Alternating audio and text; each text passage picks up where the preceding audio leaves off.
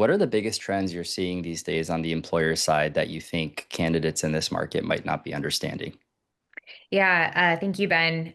So there are a couple of things that come to mind. So number one is how are we using AI?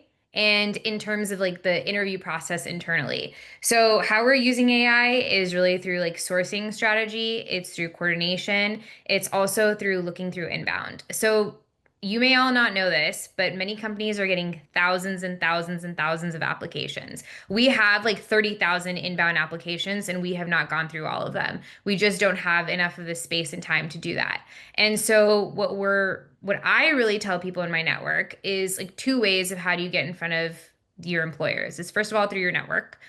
Definitely referrals are always prioritized. And it can be a warm referral too. It doesn't have to be completely like that person knows you, but if they're getting introduced and they have heard from somebody that you are really great, then we are willing to talk to them. And that is like number one. Number two, that I've seen this is that sending a cold outreach to us with actual work that you've done. Like, I don't like messages that are like 3 paragraphs long and they're super wordy. And I'm like, I'm just not going to read this. It's like too much.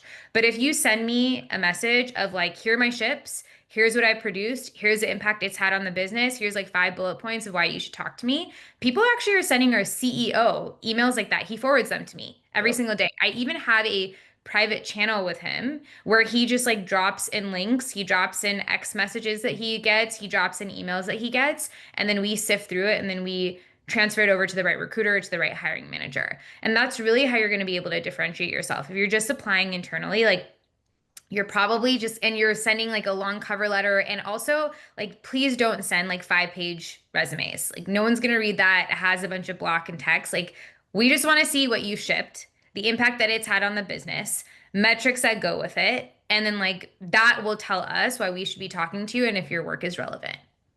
Yep.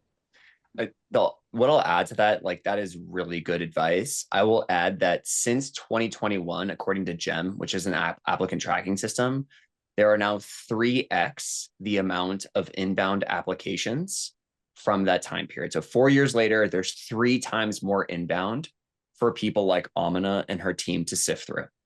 And I think there's a little bit of a false notion that if you submit your resume through an applicant tracking system, that AI is going to scrape for the keywords and then put you at the top. And so like, fill your resume with all these keywords because that's going to help you get to the top of the stack. No one's seeing it. And as Amina said, like 5 page resumes is actually more of a demerit than anything else.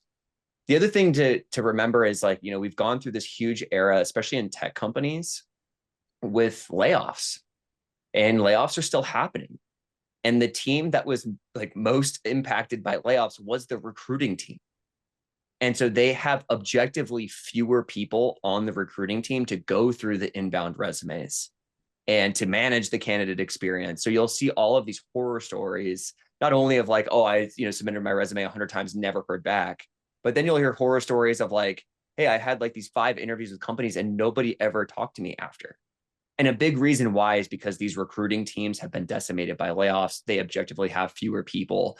And so they are just trying to figure out how to stay afloat and push through the candidates that get to ultimately the final stages. There's a lot of competitive dynamics that are worth noting are happening at the same time. Everything that Amina and Nolan said, there's more applicants, there is a smaller recruiting team, but you're also not competing only with other people today, or perhaps more folks that are looking for employment. There's also just a lot of there's a lot of candidates that we're seeing who are really trying to use AI as a competitive advantage in their job search, which in some cases is helping them mass apply more easily. So you get a lot more low signal applications in the pipeline.